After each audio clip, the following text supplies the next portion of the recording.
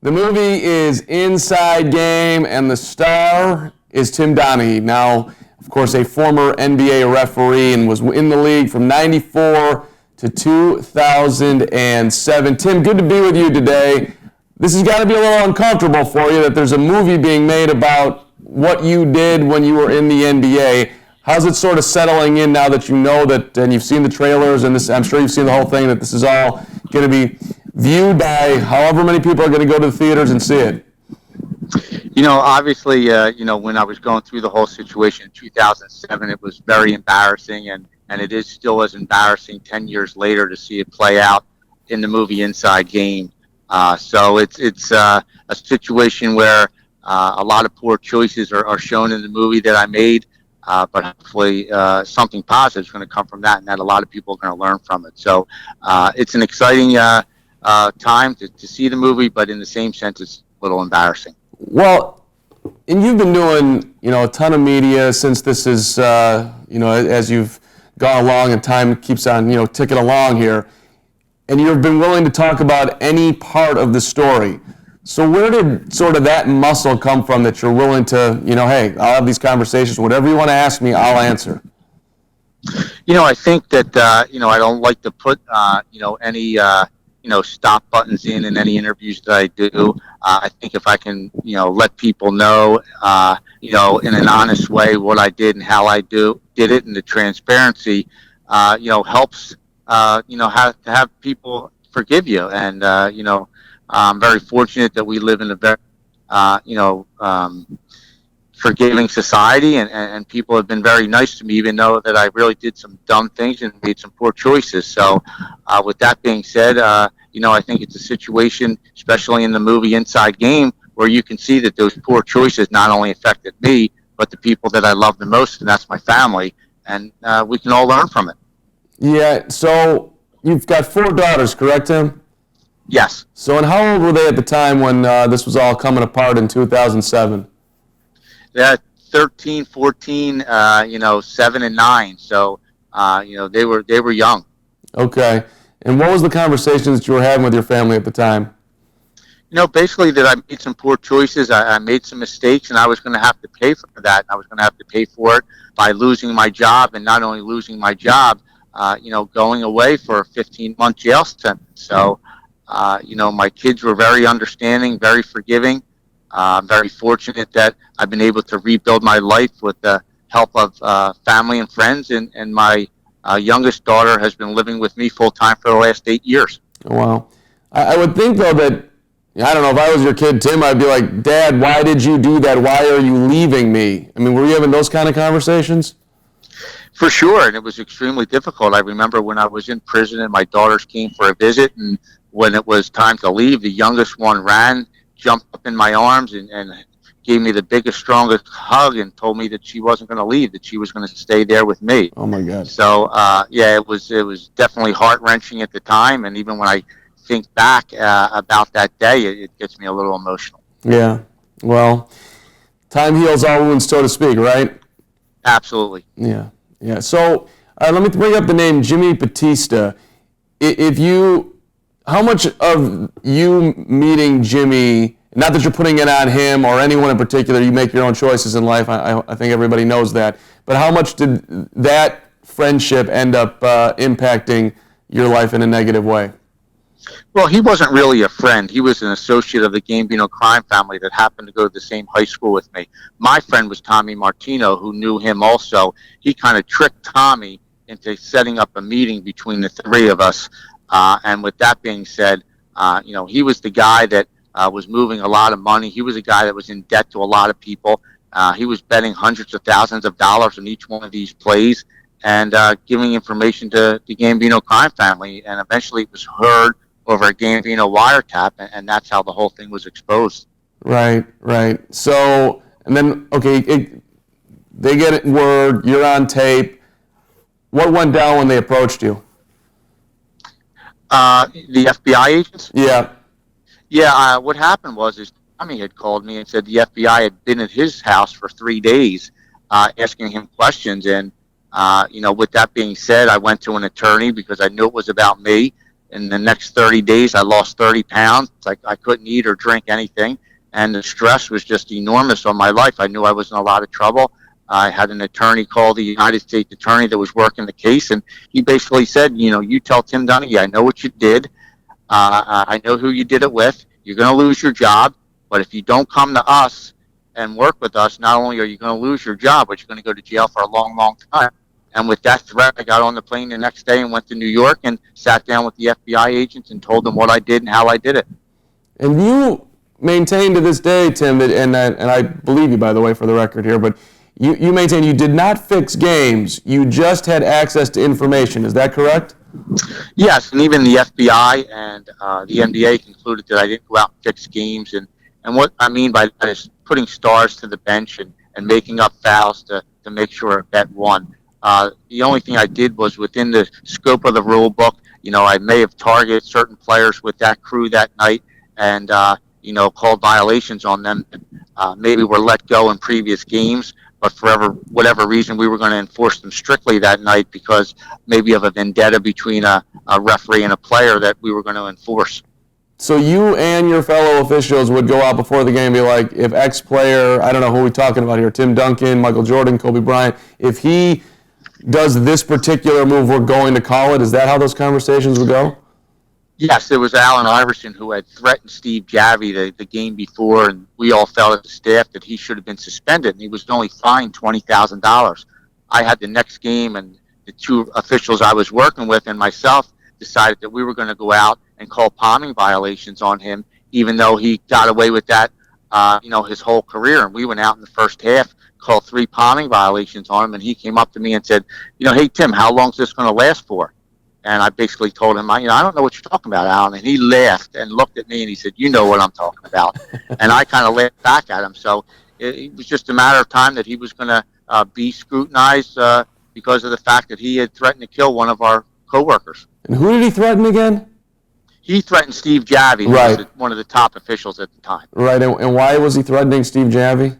Because Javie just had an ongoing battle with him every time he officiated him. So Allen had enough, and I think Steve was giving him technical fouls or throwing him out of the game. And as he was walking off the court, he told him that he was going to kill him. And basically, it was something that we felt that he should have been suspended for, and he was only fined. So why doesn't the league's got to know that this is going on? Why do they not get involved with you guys, the referees, or with the players? Joey Crawford had a long-time thing going on with Tim Duncan and the Spurs, and yet he would pop up and he'd be refereeing a Spur game. Like, that never added up to me.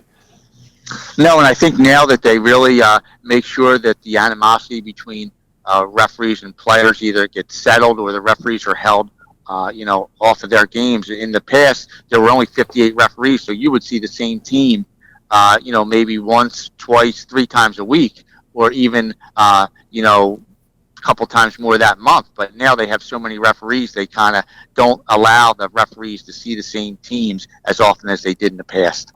Okay. All right, let me rewind back here. I want to ask a couple more questions on Jimmy Batista, who I was watching one of his videos, and he said that based on your information, you guys would have a code word, I guess it was schmaga, which he would up your pay if you gave him some really hot information where you were super confident about a game. Is that accurate? Yes, Joey, we nicknamed him Schmaga, was a handicapped child that lived in the neighborhood of the Martinos that we always took out to lunch and really was a part of all our families 20-some years. So that was the words we used if the play was just, so good that he needed to bet everything he could on it. And we would just call it a Schmaga. Tim, can you give me an example of a Schmaga game? One time I was in Washington, and Mike Fratello was coaching the Memphis Grizzlies, and he was coming in for that game, and one of the team personnel saw him as he was getting off the bus, and Mike Fratello told him that he was sitting 4 of his 5 starters, and basically was going to be a throw-in game for them, the rest, and I knew Washington was going to win and win big, so I called up Tommy Martino and told him that, it's a schmager, Washington's going to win and cover, and they're going to win by 20 or 30 points, and with that, not explaining to him why, he passed that information along to Batista, and they were able to capitalize on it. It came in, huh? That was a winner? Absolutely. We wanted a 85% clip. There was very few times where we had problems that we had a bet that lost. And you would get what, 5,000 for a regular game, and a schmaga, is that right? You get 200 and some odd $1,000? No, I got $2,000 per correct play. The money was always a problem. I just wanted to be done with Batista. There was a lot of times where Tommy and I didn't even get paid because he was on drugs and he was doing online poker and he was losing millions of dollars doing things that he shouldn't have been doing. So the money really never came flowing back to us like it was supposed to. Interesting. So did you have to pay back dough as well, Tim? I had to pay back $30,000 to the government, which was the $30,000 that Tommy Martino had given me from this scheme. Okay. Did you benefit financially overall, would you say? I benefited, the $30,000, and that's why I had to pay it back. And I think that was in a period of 3 months. Okay. When you look back on it, Tim, how do you think you fell into this? Just by making poor choices, hanging out with the wrong people, and crossing lines that I should not have even been near. It really, in the movie Inside Game, that's what really comes out the most is, how we really screwed up and made some poor choices, but because we had such strong families and parents and brothers and sisters, we were able to get through it and then had our family stand by us. Yeah. I'm just playing amateur psychologist here. I'm thinking to myself, like, okay, you've got this great position in life. You're an NBA referee, nearly impossible to get to. Here you are, you're refereeing Kobe Bryant, Michael Jordan. You got to be loving your life, you would think. But there's got to be maybe either some belief that you're either A, invincible, or B, it's still not even good enough. Like, maybe I need to impress people by driving an even fancier car. I'm trying to understand that part of it. Oh, no doubt about it. A little bit of greed, a little bit of, thinking that you're invincible, as you said, and going out and just making poor decision after poor decision. You're on the top of the world. You have a great job, making more money than you ever dreamed of. So I tossed that all away because of, my addiction to gambling and my need for that, juice of adrenaline from the gambling. Yeah. So at the end of the day, it's almost the excitement of it, right? It's not even the money. It's more like the thrill of getting away with it. Is that accurate? Oh, absolutely. It was definitely just I got that high from gambling, and whether it was on the golf course in Atlantic City or betting on NBA games, and it just started to consume my life. Yeah. 772 regular season games. You ref 20 in the playoffs. What do you miss about it the most? Being on the floor in front of 20,000 people, running up and down the court with the greatest athletes in the world. So, you're right there with all the stars, and I watched it on TV, and I think to myself that should be me, and it's not. So it's difficult from time to time to really watch a game. Yeah. How do you coach yourself to get through it? I mean, that's probably what I would do. I don't know how much I could actually watch, but when you are watching, like, how do you sort of tell yourself, like, you know what, hey, this is my life right now, and you can't walk around with this because it's going to eat you up. Right, and I have, great kids that, really lift me up during the course of the day, great parents. I'm very fortunate that I got involved in real estate. I got involved in, refpicks.com and this movie Inside Game, which is, a great message. So I think it's going to really lead to some bigger and better things. Do you enjoy doing these interviews, Tim, or is it kind of painful for you? But to be honest with you, it's painful to a certain extent that to continue to relive it. It's the story that won't ever die because it's got all those things in it that people love. It's gambling, it's women, it's drugs, it's the mob, and it's all portrayed and played out great in the movie, and that's why I think people are going to really enjoy it. Yeah, I'm looking forward to watching it. Your dad, is a Final Four official, which obviously helped you move along the referee ranks. Not saying you weren't incredibly qualified, Tim, but it's such a competitive thing. You need that name recognition, and you had it. And I know that your dad has pushed you to say, hey, okay, whatever's in the future, you're going to be the best you can at that. But somebody who did actually do the job, was it more perhaps extra hard for him to digest what had gone on?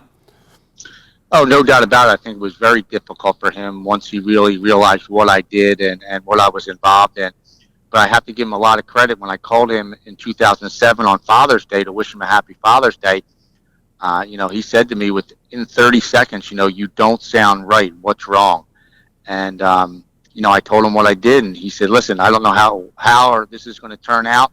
But, I'll be with you every step of the way. So just try and stay calm. And the relationship between me and my father is portrayed really well in the movie. And you'll see that. And that's what makes it so important to me, that, it really shows the choices and it shows how important family is. Now that is a great parent, right? Yes, no doubt.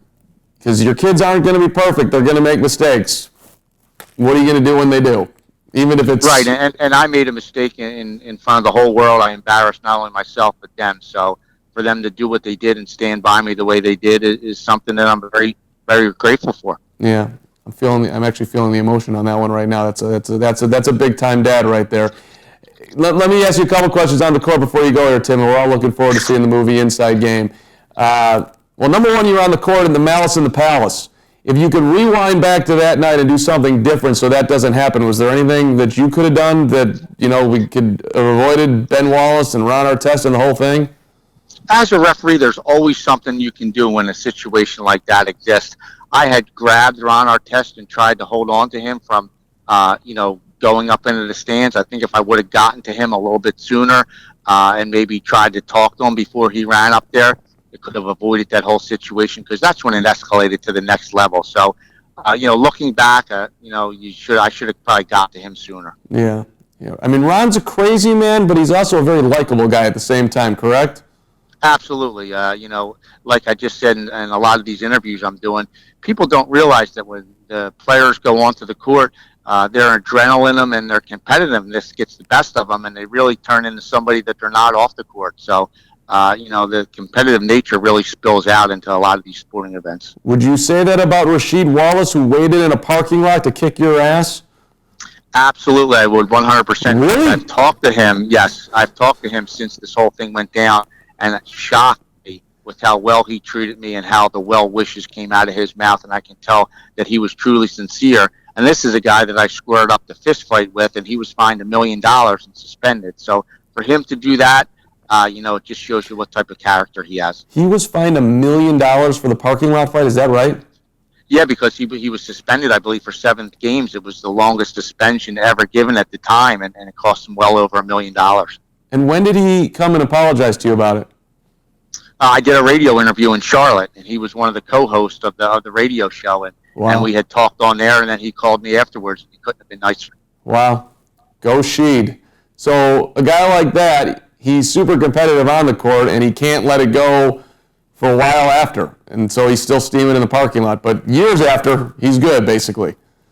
Yeah, he was a complete gentleman, and I couldn't have been more grateful and appreciative for everything he said to me. Let me go back into the league office here. How does, we'll go back in the day, David Stern, or now, I don't know if you believe Adam Silver and company. I'm sure that the NBA has an agenda that they want. How do they convey that to the referees going into a game where you end up having back in the day, a Lakers-Sacramento situation or something now where everyone thinks that the NBA wants these teams in the finals?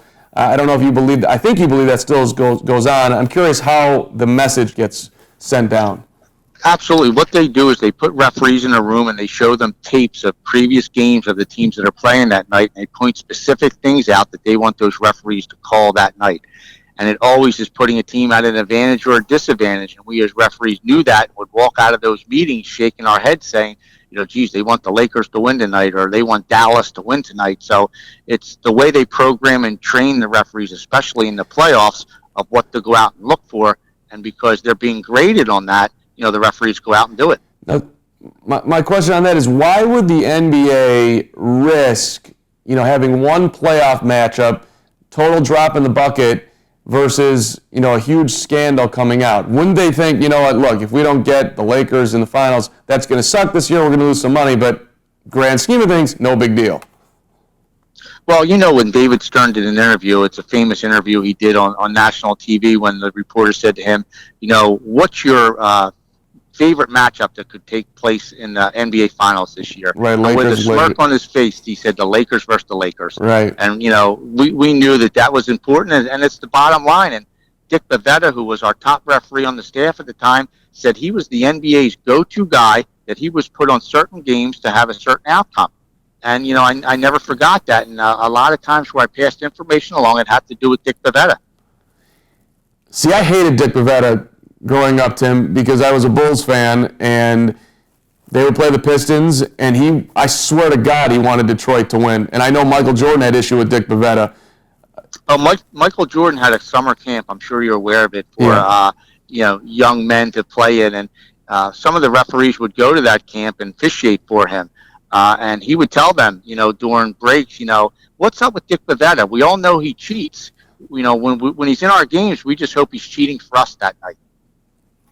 So it's not like the players didn't know, that certain things were going on. Yeah, I'm just rewinding back, and Michael wasn't quite Michael at that point. We're talking late '80s. They hadn't won a title yet, but I would still think the league would have wanted Chicago and the Bulls versus Detroit, but it wasn't going on.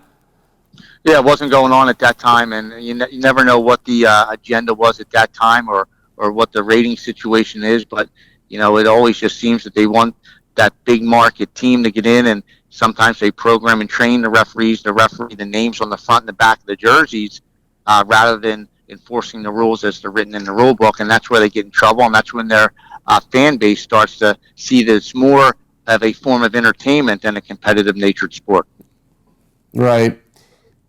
I don't know if you agree with this line of thinking too, but my idea is that, look, you can have as big a scandal as you want. Pete Rose, baseball, steroids, baseball, gambling, Tim Donaghy, basketball. Fans are addicted to the sport, to the games, to the action. None of it matters. They will forget it the next day because they love watching the game and they love to gamble. So I don't even think there's a scandal that could knock sports off the pedestal because we are just that addicted to it. No doubt about it. I think when you look at that and how gambling is just taking over now, it's going to even just become more of a billion-dollar business each year for a lot of these sporting teams, because you're going to be doing interactive gambling from your seat in every arena in the next couple of years, where even though it's a 20-25 point blowout, you're staying in your seat because you want to see if James Harden hits his 10th three-pointer because you have the over and you just bet $1,000 for it. So there's going to be a lot of ways that the NBA is going to capitalize from this moving forward, and they're going to need to do it because it seems like they're just having, revenue loss from the China situation. So they're going to be very, competitive and come up with ways that they can take a part of the action and profit from it. A lot of greed there, Tim, that you're naming, because the NBA is fine. They don't need China's money, right? I mean, it's not like the league's going away. Guys are making $30 million. Jaylen Brown, who, nice player, but come on. Why not on some level not want to ski behind 15 yachts and, one yacht's good enough. I can water ski right here. Well, the prices of these NBA franchises have gone through the roof, so they have to continue to bring that revenue in to capitalize on it. And I think that you're never going to stop. You're always going to try to find new revenue streams, and that's just the way the business world is. You want to make that bottom line grow each and every year, and the NBA is no different. Okay. Where does Tim Donaghy go from here? Tim Donaghy goes tonight to the film festival in Los Angeles, California, and watches another episode of Inside Game and does some questions and answers. Afterwards, jumps on a plane tomorrow, goes back to his 4 beautiful daughters, and continues to try to be the best parent, best person he can be. And did I hear you say you're doing real estate on the side, or is that part of your deal? Yes, I do a little bit of real estate, some work with refpicks.com, and a lot of marketing for this movie that I believe has a really great message and Inside Game, and I think it's a great learning experience for everybody that watches it. And where will people be able to see the movie? It'll be in 30 NBA cities throughout the country, and once it opens up, I believe it's going to spread out, into some of the smaller cities. But for now, we're in the 30 NBA cities, and it's going to open up November 1st throughout the country. Awesome. All right, Tim, last one before you go. Michael Jordan is my hero.